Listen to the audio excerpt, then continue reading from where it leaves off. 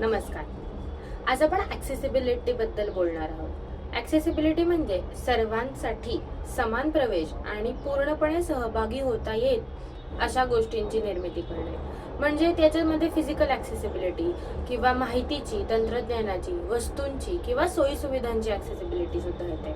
Physical accessibility म्हणजे रॅम्पची किंवा लिफ्टची सुविधा असणं, ब्रेल भाषेतली बोर्ड असणं, त्याच्यानंतर ठळक आणि मोठ्या अक्षरांमध्ये लिहिलेल्या पाट्या असणं, टॅक्टाईल फ्लोअर्स, मोठे दरवाजे, लाईटचे स्विचेसची उंची कमी असणं किंवा वॉशरूममधल्या बेसिन ची हाईट कमी असणं, ॲडजस्टेबल डेस्क असणं, या सगळ्या गोष्टी फिजिकल ॲक्सेसिबिलिटीमध्ये येतात.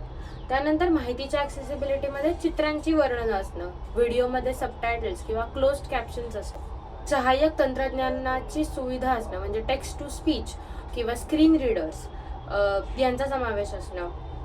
जसं की आता गुगल असिस्टंट, अलेक्सा यासारख्या तंत्रज्ञानामुळे त्या लोकांना मदत होऊ शकते. न हालता किंवा जास्त हालचाल न करता आपण गोष्टी कंट्रोल करू शकतो.